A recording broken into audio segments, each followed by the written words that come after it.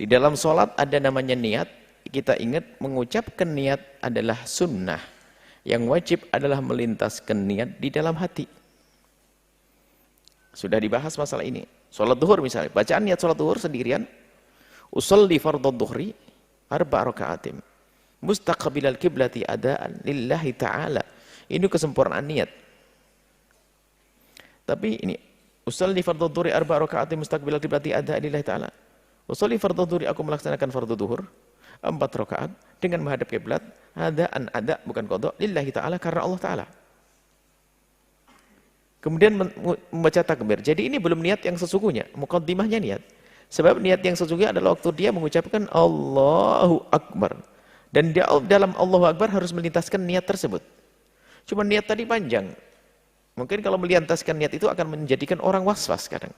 Maka yang boleh dipahami dalam sholat fardu yang perlu dilintaskan hanya 3. Bermaksud melakukan niat, melakukan sholat, kemudian menyebut sholatnya, ya, dan menyebut kefarduannya. Sholli fardhu dhuhri. Lintasan tak? Allah. Allah. Allah. Telapak tangannya tidak tahu masalah. Hadwa mangkibeh. Lurus dengan pundaknya. Ini lurus dengan pundak. Ada yang Allahu Akbar begini, itu urusan. Yang jelas kita dalam mazhab Syafi'i sangat jelas mengangkat tangannya. Kalau untuk hadwa mangkibeh itu diperkirakan lurus dengan pundak ini begini. Diperkirakan jempol ini, tangan kan pasti ada turunnya ini. Jempol ini kan lebih tinggi. Nah, jempol ini adalah pas diperkirakan di ujung telinga yang lembut ini. Dan tidak harus pegang, sebagai orang Allahu Akbar. Tidak usah. Itu hanya perkiraan saja. Kalau sudah, sebab kupingnya orang semuanya di atas pundaknya dikit, kan gitu ya? Nggak ada kupingnya di sini, nggak? Maksudnya ini untuk ngukur para ulama. Sebab kalau sudah ini jemari ini lurus dengan telinga ini, maka pasti pas ininya lurus dengan pundak. Allah Akbar. Kemudian bacaan niat dalam sholat duhur, yang contohnya menjadi makmum, usolli fardhu dhuhri arba' raka'atin mustaqbilal kiblati adaan ada, ditambah makmuman karena aku menjadi makmum. Ini sudah kita pelajari waktu kita di surau-surau kecil di kampung kita. Luar biasa itu. Ilmu manfaat itu yang kita pelajari di kampung-kampung. Menyaksikan video ini, jangan lupa berselawat kepada baginda Nabi Muhammad sallallahu alaihi wa alihi wa sahbihi wasallam.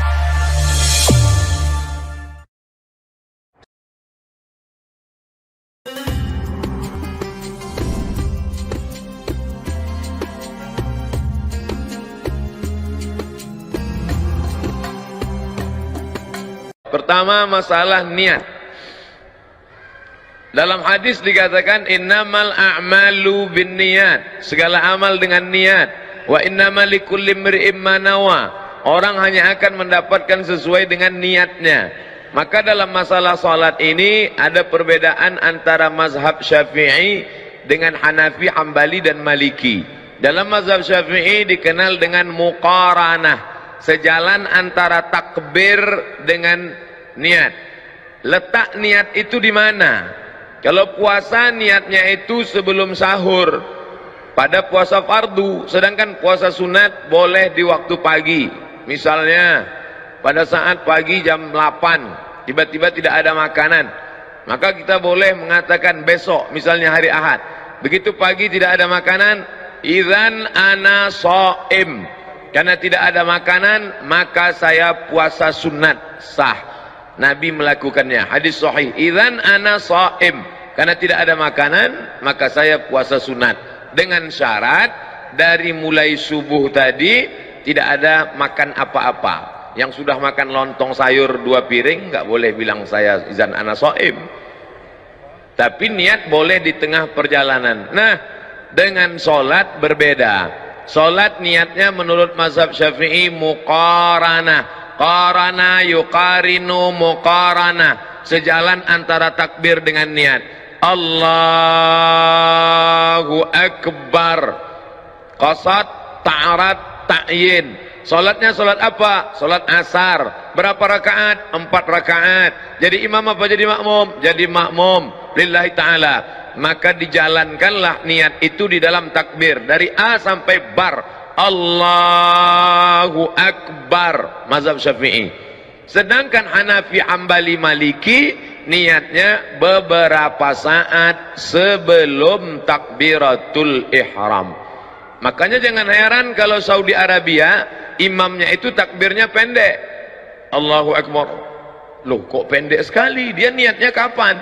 Karena Saudi Arabia itu mazhabnya Hambali. Maka niatnya beberapa saat sebelum takbiratul ihram. Yang saya praktekkan mazhab Syafi'i, maka saya takbirnya panjang. Allahu Akbar. Tapi saya tidak menyalahkan sahabat saya yang takbirnya pendek. Allahu Akbar. Karena mungkin dia berniat sebelum takbiratul ihram. Yang berniat di dalam takbiratul ihram sah. Yang berniat sebelum takbiratul ihram sah. Yang jadi masalah mana? Allahu Akbar. Salat asar apa salat zuhur ya? Salat zuhur aja lah. Nah, itu masalah. Oleh sebab itu mesti ini tentang masalah letak niat. Di mana letak niat?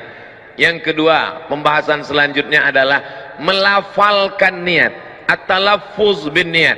Letak niat itu di mana? Di dalam innal kalama la fil fuadi wa inna ma ju'ilal lisanu 'alal fuadi dalila. Innal kalama, sesungguhnya kalam yang hakiki itu la fil fuadi. Kalam itu letaknya di sini, fuadi. Loh, tapi ini namanya qalbu. Qalbu kalau masih berbolak-balik. Iya atau enggak? To be or not to be. Tapi kalau sudah yakin azam, fuadi. Ma kadzabal fuadu ma ra'a. Nabi Muhammad SAW sudah sampai pada tingkat fuad. Innal kalama, sesungguhnya kalam itu letaknya di mana? La fil fuadi. Wa inna ma ju'ilal lisan, diciptakan lidah, alal fuadi dalila, untuk mengungkapkan apa yang ada di dalam hati. Maka bagi orang yang tidak ada was-was, langsung saja.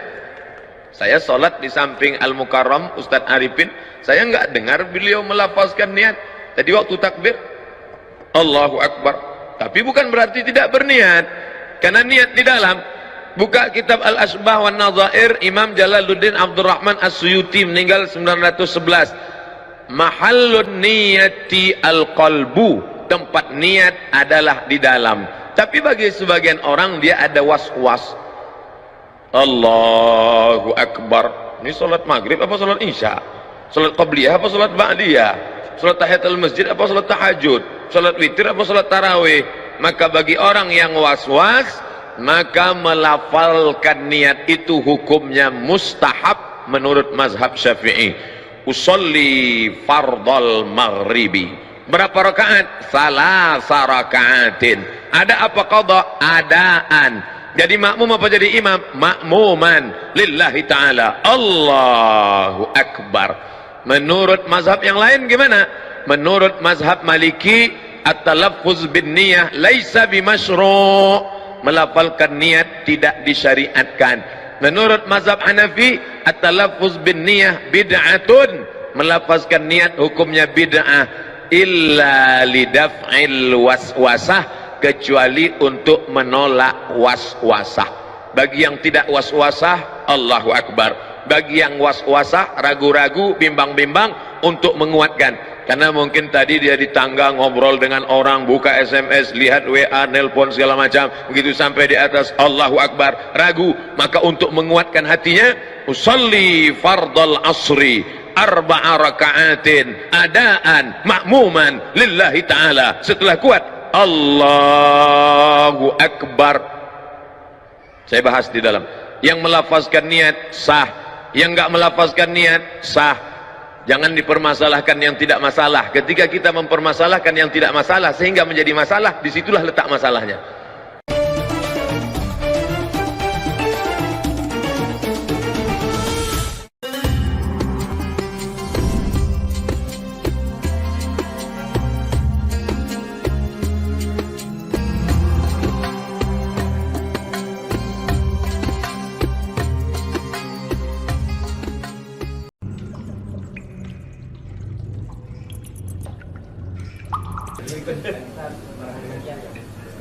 Baik. Nah itu cara yang tepatnya niat itu sepanjang mana supaya pasti kita itu tidak kepanjangan dan tidak menyikan. Baik, persoalan tentang niat ya. Saya berikan langsung satu kitab karangan Imam Asy-Syafi'i namanya Al-Um, jilid pertama halaman 161. Oke. Bismillah. Anda bertanya tentang posisi niat ada di mana. Itu bagus pertanyaannya. Baik. Kalau ingin dipanjangkan lagi apakah dilafalkan ataukah cukup misalnya didiamkan, ya kan? Baik. Teman-teman sekalian, pertama lihat kaidahnya. Amalan yang kita kerjakan itu harus selalu bersanding dengan niat. Ya, itu yang menjadikan persoalan atau aktivitas kita menjadi ibadah. Di semua mesti ada niatnya. Dengan niat maka aktivitas kita berubah menjadi ibadah. Misal, Anda mau bekerja, kalau cuma sekedar untuk cari dunia maka tidak ada nilai ibadahnya. Tapi kalau Anda niatkan karena Allah, Anda ucapkan berangkat bismillah. Kata Nabi, kullu amrin tibalin la yubda'u fi bismillahirrahmanirrahim fa huwa akbar. Anda ucapkan bismillahirrahmanirrahim, Anda berangkat atau minimal bismillah, maka tertulis pahala ibadahnya dari mulai kerja sampai selesai pulangnya. Nah, yang kedua, fungsi niat ini nanti akan membedakan antara satu ibadah dengan ibadah yang lainnya. Maaf, apa bedanya antara salat zuhur dengan salat asar? Bedanya apa? Niatnya. Ya, waktunya betul, tapi kalau Anda lakukan jamak, dikerjakan di satu waktu kan 4 rakaat juga. Di kosor malah 2 juga. Apa bedanya salat subuh dengan 2 rakaat fajar? Dua-duanya 2 rakaat. Gerakannya sama, salamnya sama, bedanya dalam niatnya. Jelas di sini? Baik, nah sekarang hadis riwayat Al-Bukhari nomor hadis yang pertama, innamal a'malu binniyat. Segala perbuatan kita bergantung pada niatnya. Sekarang kita tarik dalam salat. Kalau kita ingin salat, kapan kita kemudian menghadirkan niat ini? Kata Imam Asy-Syafi'i, an-niyatu muqtarinan bit takbir. Niat itu Anda hadirkan dalam hati Anda bersamaan dengan takbir. Jadi begitu Anda mengangkat tangannya begini, lisan mengucapkan Allahu Akbar, dalam hati Anda tujukan, saya berniat salat zuhur. Jelas? Subuh misalnya, Anda angkat begini, ucapkan kalimatnya muqtarinan bit takbir. Anda angkat seperti ini, Anda ucapkan dalam lisan Anda Allahu Akbar, maka dalam hati Anda tujukan, ya, saya niat salat subuh, saya niat salat asar, saya niat salat maghrib. Jadi kata Imam Asy-Syafi'i, pelan-pelan ini bukan kata saya ya, saya menerjemahkan kata Imam Asy-Syafi'i. Pertama, an-niyatu mahalluhal qalbu. Ini sepakat semua ulama. Niat itu tempatnya ada di hati. Jadi niat termasuk amalan hati. Ya. Tapi nanti kita akan lihat kapan kemudian itu dilafadzkan, gitu ya. Baik, kita akan lihat nanti. Di pertama, semua ulama sepakat. Dari sejak amalan Nabi dilihat diajarkan pada sahabat, pada tabi'in sampai kepada para ulama, disimpulkan kata mereka niat amalan hati. Kalau sudah masuk ke lisan namanya lafaz. Saya ulang ya. Amalan hati disebut apa? Niat. Kalau sudah masuk ke dalam lisan disebut apa? Lafaz. Ingat, jadi begitu Anda mengucapkan kalimat tertentu itu bukan niat tapi lafaz. Makanya disebut dengan talaffuz. Ya, jelas ya? Begitu Anda kemudian mulai menggerakkan ya anggota badan, itu disebut dengan harakat. Sudah mulai bergerak. Jelas ya? Baik, dalam hati disebut apa? Ya, di lisan lafaz, bergerak, harakat. Nah, sekarang pelan-pelan. Kapan mulai menghadirkan niat itu? Saya ulang kata Imam Asy-Syafi'i rahimahullah, saat Anda mulai bertakbir, an-niyatu mahalluhal fil qalbi, ya tempatnya dalam hati. Saat bertakbir, maka Anda hadirkan niat itu bersamaan dengan ucapan Allahu Akbar, langsung dalam hatinya. Baik, teman-teman perhatikan. Menggunakan bahasa apa? Bahasa kita. Karena itu amalan hati, nggak perlu dilafadzkan. Karena itu orang Arab mengatakan ketika dia mulai berniat, dia angkat tangannya, dia ucapkan Allahu Akbar. Orang Arab mengatakan usolli fardhu dhuhri, saya berniat untuk zuhur. Usolli fardhu asri, saya berniat untuk asar. Saking mudahnya kalimat ini, karena itu tidak ada kalimat khusus dari Nabi. Silahkan cek, jangan datangkan hadis yang sahih, hadis palsu aja datangkan misalnya, atau cari yang paling Anda temukan satu hadis saja, tidak akan pernah Anda temukan bahasa niat dari Nabi, karena memang itu jelas gambarannya.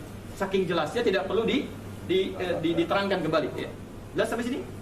Baik, ini gambaran yang pertama. Anda angkat, ucapkan Allahu Akbar, hadirkan dalam hati. Ini maksudnya salat A, salat B, dan seterusnya. Baik teman-teman, kapan kemudian ada petunjuk dan kemudian mulai diamalkan ketika orang mulai salat, tiba-tiba dia lafadzkan niatnya. Dia keluarkan menjadi lafaz, tidak hanya niat yang ada dalam hatinya. Baik, ini pertama kali terjadi dalam masanya turunan Asy-Syafi'iyah. Ya, Asy-Syafi'iyah itu bukan Imam Asy-Syafi'i tapi pengikut Imam Asy-Syafi'i. Ya, pengikut Imam Asy-Syafi'i. Disebutkan bahwa kata kelompok Asy-Syafi'iyah, Imam An-Nawawi menyampaikan dalam kitabnya Al-Majmu'. Jadi kitab An-Nawawi namanya Al-Majmu' halaman 235. Juz yang ketiga. An-Nawawi yang ngarang Al-Arba'in 40 hadis, gitu kan? Menulis Riyadhus Shalihin 1896 hadis, beliau mengarang kitab Al-Majmu'. Juz yang ketiga halaman 235. Baik.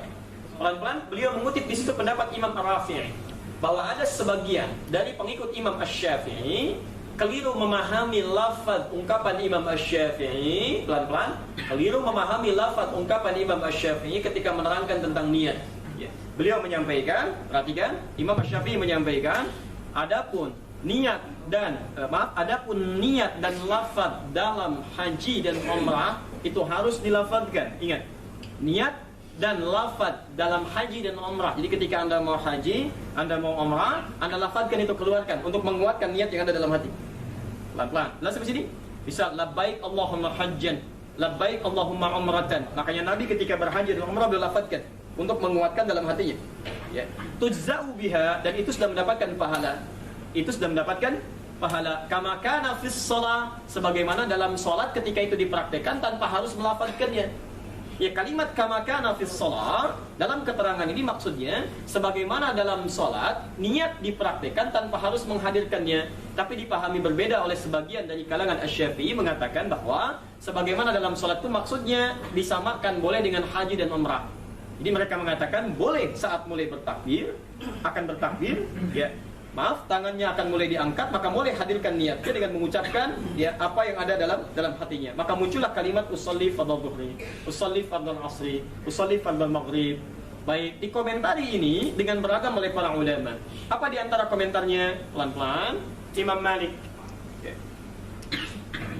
menyampaikan, kata beliau, wa tukrahu dan dipandang makruh at-talaffuz bin niyyah, mengucapkan niat inda shalah, dalam keadaan salat. Karena jelas dalilnya menunjuk kepada bukan pelafazan, dan contoh dari Nabi SAW pun tidak pernah hadir dengan kalimat-kalimat yang diungkapkan. Ya, kata beliau, satu, salat itu termasuk yang paling jelas dalilnya, termasuk yang paling detil contohnya. Kalau sekiranya Nabi kemudian pernah mengungkapkan kalimatnya dan dilafazkan, tentu sampai sekarang pun kita akan temukan. Ya, karena itu jika Anda menemukan contoh paling jelas, kemudian disandingkan dengan tafsiran itu takwil, ya, yang sekiranya bisa menghadirkan kalimat lain, maka yang jelas lebih mulia untuk diikuti dibandingkan dengan yang takwil. Kecuali, ini belum selesai, kecuali kata pendapat Imam Malik, kalau sekiranya itu dihadirkan, dilafazkan hanya untuk menepikan was-was dalam keadaan sulit kita menunaikan sholat dengan khusyuk, jika itu tidak dilafazkan. Makanya teman-teman, kalimat usolli itu muncul asalnya itu ketika seseorang mengalami was-was dalam sholatnya. Dia nggak bisa khusyuk, gitu. Dia nggak bisa khusyuk. Jadi sudah mulai bertakbir, sudah merasakan macam-macam, dia nggak bisa khusyuk, sulit. Karena itu ketika berkonsultasi kemudian kepada ulama pada saat itu, Syekh Al-Maghribi, dia katakan, ya Syekh, kondisi seperti ini, ya, sulit menemukan kekhusyuan. Maka beliau katakan, lafadzkan niatmu seperti Nabi melafadzkan niatnya dalam haji dan umrah. Hukumnya disebut dengan qiyas, khusus bagi orang ini yang tengah mengalami was-was luar biasa. Maka ketika dia melafadzkan niatnya usolli fardhu dhuhri, misal, ya, 4 rakaat lillahi ta'ala, menunaikan salat zuhur 4 rakaat karena Allah menghadap ke arah kiblat lillahi ta'ala, dia takbir ternyata berhasil, maka tersebarlah ini. Ya. Kata Syekh ini dilafadzkan, kemudian praktekkan, dari sini dan menyebar. Asalnya, mohon izin, hanya untuk orang ini saja, dengan hukum yang khusus. Nah, ini seringkali lupa kalau ulama berpendapat, Anda mesti lihat, ada yang hukumnya khusus, ada yang hukumnya luas. Nah, ini hukum khusus dipraktekkan pada orang ini, tapi disebarkan maknanya sehingga menjadi menyebar. Ya, akhirnya apa? Orang yang tidak membutuhkan lafaz itu pun mengucapkan kembali. Dari sini kita ambil pendapat yang paling berpenahan. Kalau sekiranya sudah ada ketenangan dalam jiwa kita untuk memulai sholat, tidak perlu dilafadzkan. Karena lafaz itu bukan bagian dari niat, itu amalan lisan. Sedangkan Nabi SAW tidak pernah mencontohkan atau tidak memberikan dalil itu. Kecuali jika Anda berada pada situasi seperti tadi, sulit menemukan kekhusyuan di situ, maka sekiranya Anda boleh menghadirkan lafaz itu untuk meningkatkan kekhusyuan. Jelas sih? Ya. Baik, saya kira itu ya. Baik.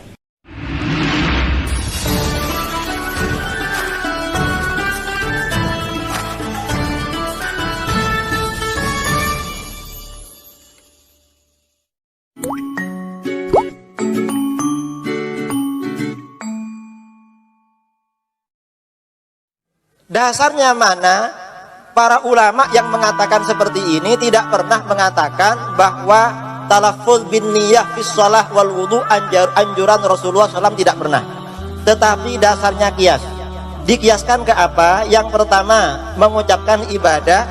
Ketika Rasulullah SAW menunaikan ibadah haji, beliau memulai dengan mengatakan labbaika bi umratin wa hajjin. Jadi labbaika bi umratin wa hajjin, kami penuhi panggilanmu ya Allah, melaksanakan ibadah umrah dan haji. Itu yang pertama. Kemudian yang kedua, suatu ketika Kanjeng Nabi SAW datang, lalu beliau bertanya, hal indakum syai', apakah kalian ada makanan? Ternyata faqulna la, tidak ada makanan. Apa kata beliau? Fa inni idzan sha'id, kalau begitu aku berpuasa. Ini berarti talaffuz bin niyah. Fa inni idzan sha'id. Nah, dikiaskan dengan ini.